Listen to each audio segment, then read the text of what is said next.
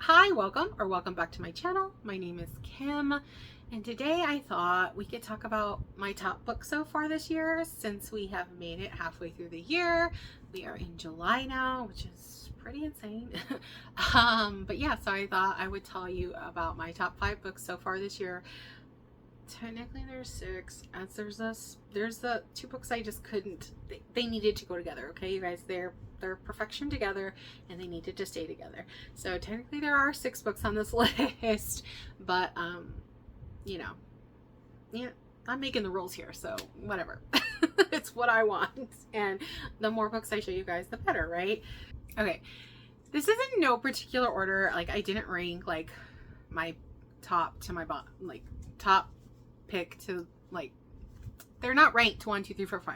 I just, in no particular order, because I just don't know if I have the mental capacity to rate them 1 through 5 at this point in time. Like, at the end of the year, I will probably do something like that where I actually, give them a hard ranking, like a top 10 or something like that. Because I did that for last year. I did a top 10. But right now, it's just vibes, you guys. I don't want to think too hard about it. So if you've been here, I read mainly romantasy slash fantasy, leaning more to the romantasy side. Let's not kid anyone here. Not that I'm opposed to any just fantasy books. There are some on my TBR. I'm just such an just in an era of my life where I just want romance with my reading. Okay, sue me. So these are going to be romantasies and contemporary romances, but there's a mix of both in my top. So I mean, let's just start out. I don't think, if you know me, you won't be surprised by this, but Onyx Storm definitely is going to make it in my top books. I think probably my top 10. I think it'll be hard for something to like kick this out of the top 10. So obviously it's in this top of the first half of the year. Maybe I'm a basic bitch because I like Fourth Wing. I don't know. I don't really care. I think a lot of people hate on this series, especially this book, and I just don't get it. I'm sorry. I kind of think that might be just because there's a lot of people out there who just want to like go against what's popular. But I don't know. Teach their own opinion. Like, you are definitely allowed not to like this. But I think that like Rebecca Yarros gets a lot of crap for being like not a good writer, and like her books being like confusing and boring, and I just don't see where those criticisms come from, because I just think that she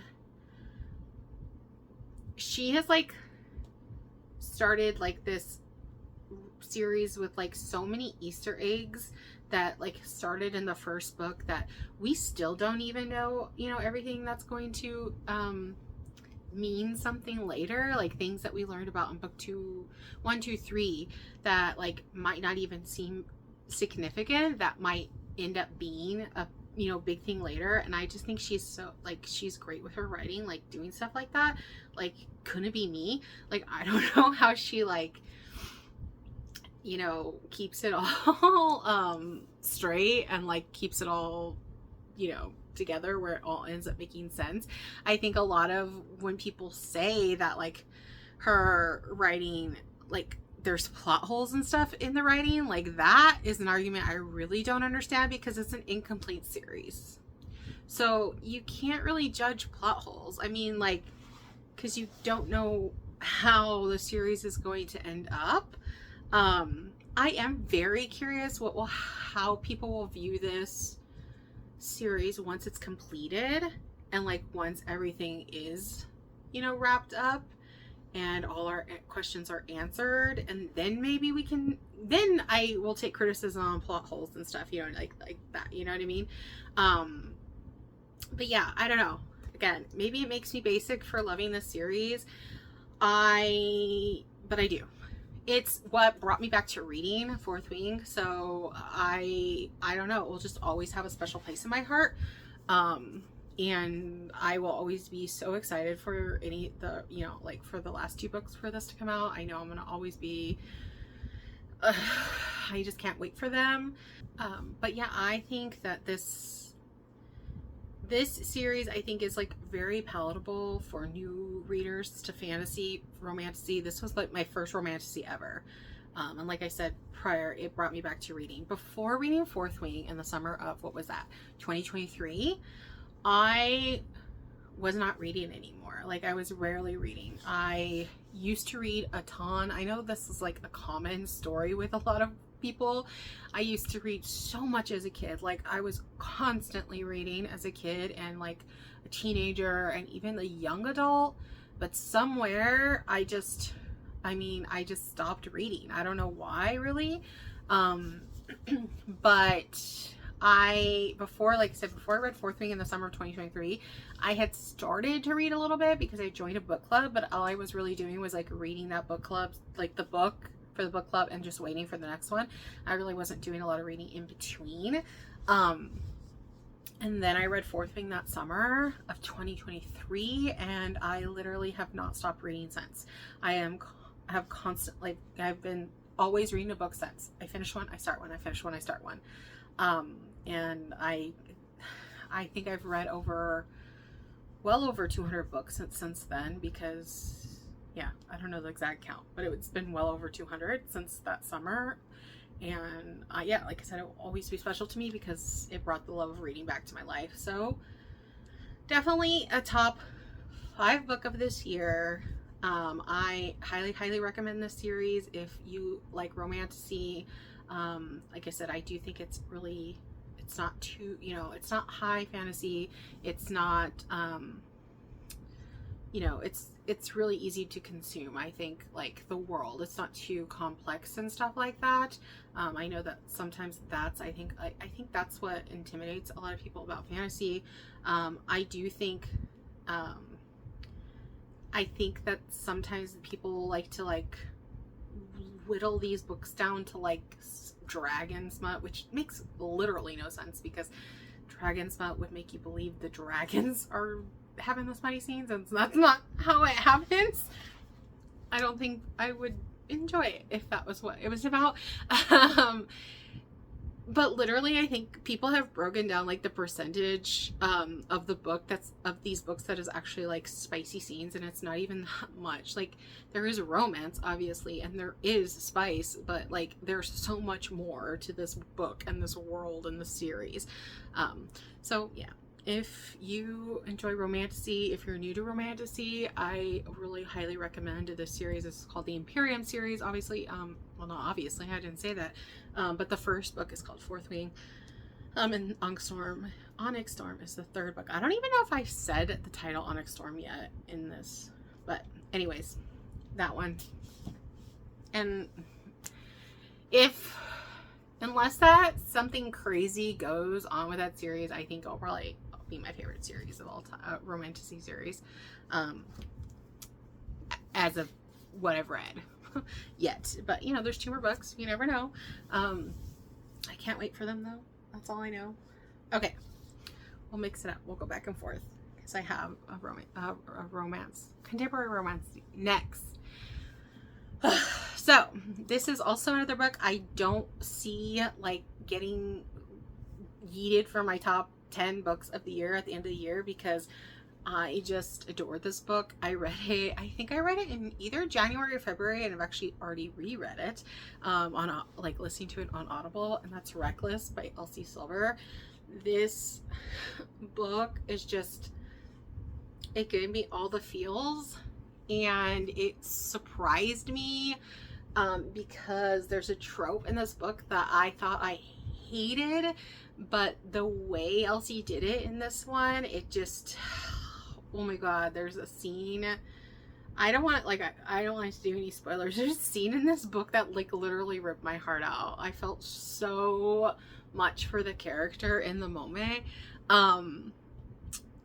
But I think what I love most about Reckless, so this is it's a cowboy romance. It's kind of like a Grump Sunshine trope. if you will. And the thing I love about this is like Winter and Theo give me so close to Nesta and Cassian vibes I think I've ever read, other than obviously Court of Silver Flames. And if you didn't know, I love Nesta so much. She's like so close to my heart, because I think I just really related to her. And again, I think that's why I love this book so much, because I really related to Winter. And the men that love these women love them despite their cold exterior. What everyone else, you know, just like chalks them up to being like ice queens, and these men just like get themselves in there, and they realize that there's a lot of like pain and you know, history there, and that is why these women are the way they are. And they just love them so much in spite of, like, you know, regardless of that. And yeah, that's why this book will always and forever, I think, be one of my most favorite contemporary romances. So it's like, these books are like my top of this year, but I just think that this was a really good reading year for me, because so far, because I do think this is probably my, again, like, I love the whole series, Chestnut Springs. I mean, no, I guess I wouldn't say I love it all. I like the whole Chestnut Springs series, but Reckless is by far the best one. I think a lot of people agree with that. And this book will I think it will just forever be in my top favorites, because it's just so good. I love Theo. Okay, we're gonna go back to Romantasy. This one's a more recent read, and that's Shield of Sparrows by Devney Perry. I read this, I think, last month, and this book gave me the similar feel when I was finished with it that I think Fourth Wing did for me. And that's like, I think like my issue with Romantasies, at least lately, and maybe that's because the more I read, I don't know, maybe because like Fourth Wing was my first, I didn't feel like this, I don't know, but I feel like it's hard for Romantasies to like kind of surprise me. I think that a lot of the ones I've read, I can kind of see the twists, the, you know, things that are supposed to be like shocking, or the reveals. I can kind of see them coming from a mile away. And it's been, and not that I don't end up still enjoying books where I do that. I think I'm realizing that I think maybe a lot of people don't do that. Like, they read and they're not trying. It's hard for me, because I wouldn't even say I'm trying to figure these things out. I just think like I use the context clues that are given to me in writing, and I just end up figuring it out. And like, I don't know, talking to like other people, like people in my book club and stuff like that, I kind of think maybe a lot of people don't do that. I think that they just are like immersed in the story, and they're just like not really, I don't know, those things just aren't connecting to them, and they are surprised by stuff like that. And I envy people like that, because I am not. Most of the time I figure stuff out, which is another reason why I really like Fourth Wing and the Empyrean series, because I will say not everything in that series has surprised me, but there's definitely been things that have surprised me.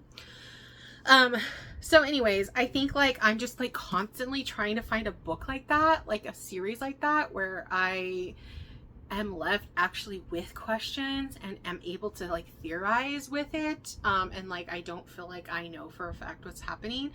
And I think that's what Shield of Sparrows did for me. I will say, like, I did end up being right with one of the big reveals in this book, but at points I was second guessing that. So I guess like part of me is like, well, I guess I did figure it out, like one of the big reveals, but she definitely had me wondering in the middle. I was like, well, maybe I'm not right. Maybe it's not this. So I think that's something I really appreciated. So it kind of kept me guessing a little bit. And yeah, again, I don't really like talking about like the plots in the romantasy books. I don't even really like doing it in the contemporaries, but I just feel like contemporaries, I feel a little safer telling you a little bit more about it, just because it's in contemporary. We know what's gonna, we know how the ending's gonna turn out. But like with romantasies, like I know I like to go in pretty blind, so I like to not really talk too much about stuff that happens. But all I can say is I highly recommend this one. It's just going to be a trilogy, and there's no roadmap or whatever. We have no idea when they're going to come out. I'm hoping the second book comes out next year because I need it. I know Devney Perry is a lot like Rebecca Yarros in the sense where she writes, this is her very first romantasy actually. She typically writes contemporary, so she's going to be going back and forth, writing, like, you know, they have multiple contracts, just like Rebecca Yarros has talked about it multiple times. She has her contemporary contracts and her contracts for Fourth Wing, so it's like she writes an Imperium series and then she writes a contemporary, blah, blah, blah. I think Devney is probably in the similar boat because I know she has a contemporary coming out later this year. But I think she did, I don't think I'm lying. I'm pretty sure she mentioned something on her Instagram recently about starting to write the second book. So I'm hoping we get it next year, maybe like next fall or something. I really hope so. I don't want to wait too long. But yeah, I have been recommending this to like anyone that will listen to me, and the few people that have had time to read it since my recommendation have really, really loved it. So read it.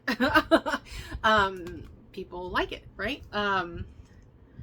I'm trying to think of what else I want to say about it. I just think I think what I said, like, that's what I just really appreciated about it. It was like very like refreshing. It was like a very refreshing romantasy read. I do think there's some like interesting newer concepts in it.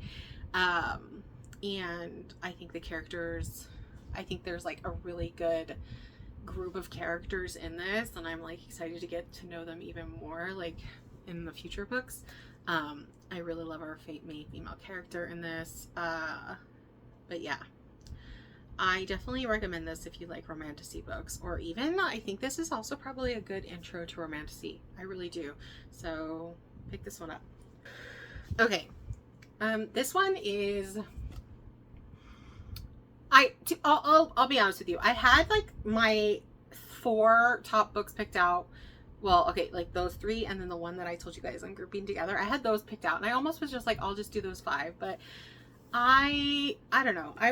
This was like, started thinking about it a little bit more. I was like, you know what? This one might fall out of my top, like at the end of the year. I don't know. But I've been dabbling more in the dark romance books this year. I had read a few prior, but I've been reading more and more this year.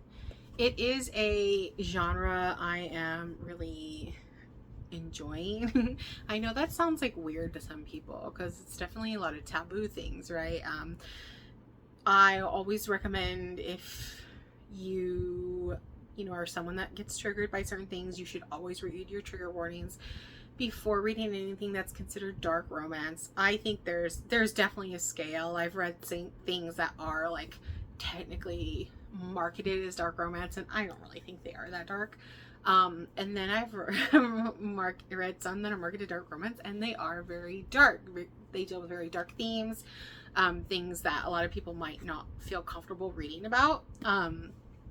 And Feathers So Vicious definitely is in that group. This is not going to be for everybody. I 100% believe that. But if you enjoy darker themed romances, this is actually a dark romantasy. So we have the fantasy and dark romance involved in this. This is a book about raven shifters and humans. And I read this on a whim. I wish I could remember who it was.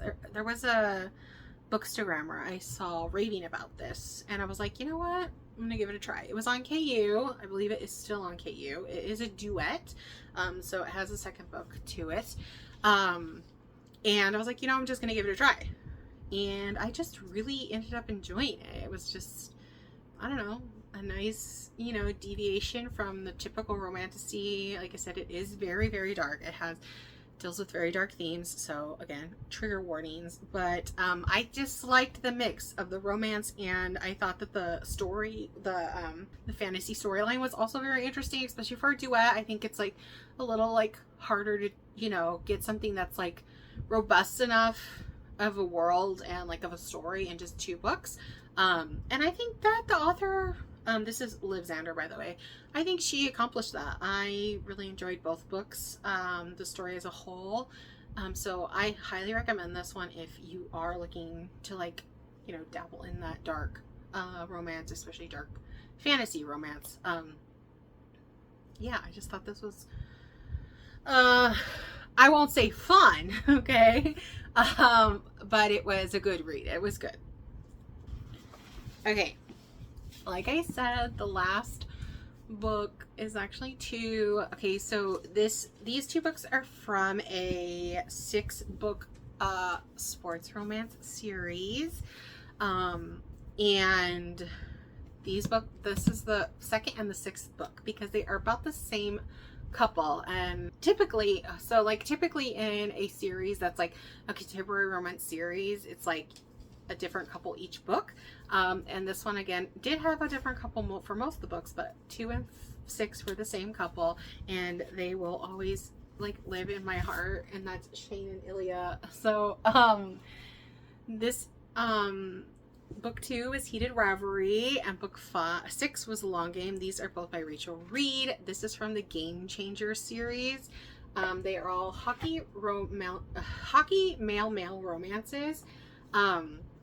And like I said, I just had to put these 2 together because they complete Ilya and Shane's story, and I just don't think, like, Heated Rivalry, like, I'm not gonna lie, okay, I read Game Changer, which is the first book of this series, and I liked it, but I didn't love it, and if Heated Rivalry, I have such a hard time saying Heated Rivalry wasn't like raved about by the book community, I might not have continued the series.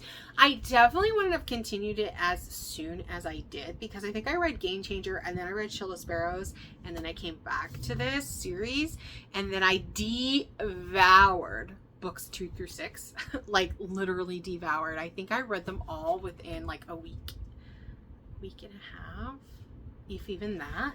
A week. I was like pretty much reading almost one a day. I don't know. It was insane. I just loved it so much, and I definitely liked some more than others, but like none of the couples that Shane and Ilya are just it, you guys.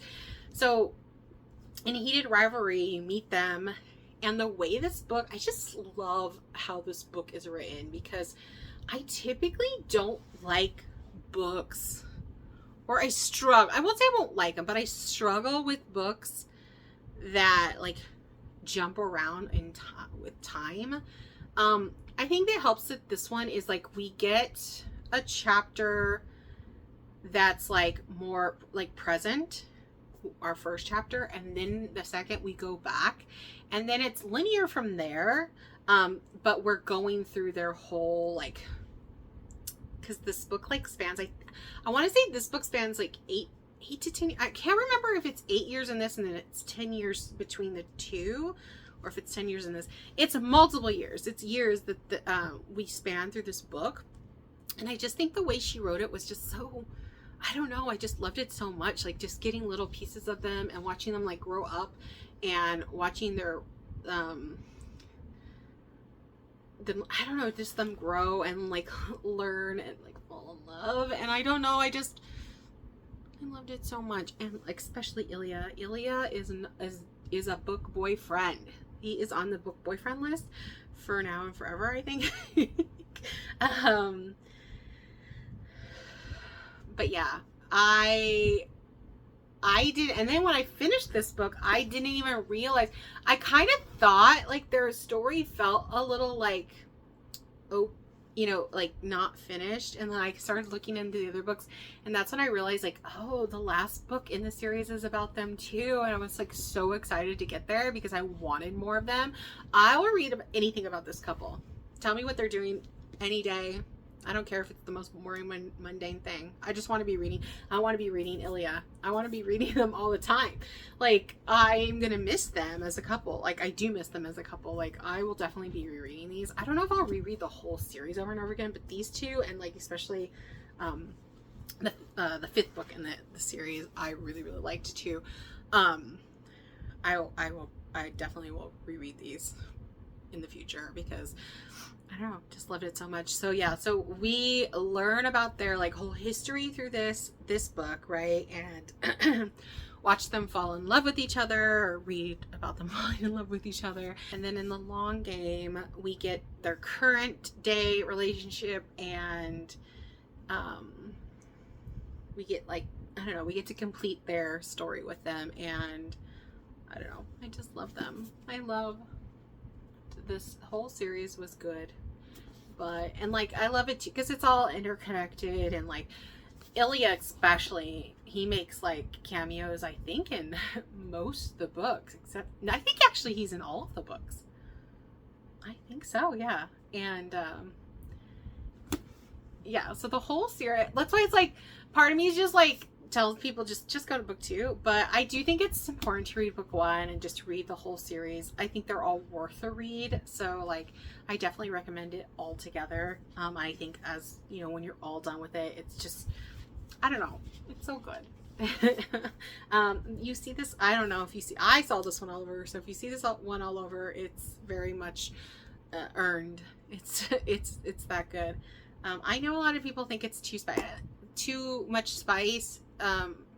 I've heard a criticism there's like not enough rivalry, and I can get what they're saying. Like, I think that they wanted a little bit more like on ice, like actually showing like their rivalry between them on the ice, because obviously, I don't know, you could tell they're on different teams.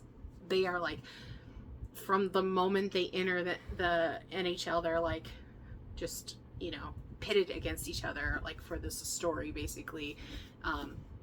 You know, that they're both like super good. So but I don't know, it didn't bother me. I think this is the one I read. I like, when I started it, I was like unsure, like, oh my god, I could not put this book down, could not put it down. But yeah, I don't know if you have any interest in sports romances, and just romances. Their story's so cute. Read this series, and like I said, the whole series called the Game Changer series. That, yeah, I couldn't talk about one without the other. These books are just the perfect little together, okay? Along with the whole series, but these two especially. Okay, I think I yapped enough about those. But yeah, those are like my top 6. I know, I cheated. Books so far this year. I mean, there's definitely so many other books I've read that I've loved so much, and I really struggled on the last one, like which one I should put in. A lot came to mind. I just thought this was also like a good like kind of mix. And we kind of hit all my favorite genres within these. We got a sports romance, a cowboy romance, a dark romance, and then romantasy on top of it. But yeah, so those are my top books so far this year, now that we've made it halfway through the year, which I also can't freaking believe. So again, at the end, I know it'll be fun to like look back at this at the end of the year to see how many of these like remain in my top books of the year. Again, I'll probably do a top 10 at the end of the year. I am very, very confident that most of them will probably still be in my top books of the year. I don't know. We'll see. You never know. I could fall in love with the next book I read. Who knows? But yeah, I hope you like this. Let me know in the comments what your favorite books have been so far this year. I always love to know what you guys are reading, what you guys are liking, what I could be adding to my TBR. Hopefully you guys will found something here to put on your TBR if you haven't read all of them yet, or if you have read all these. Do you agree with me? Do you think I'm crazy? Do you hate any of these books? I don't know. Tell me all the things down in the comments. But if you like this, I would love it if you liked, commented, and subscribed. And I'll see you in the next video.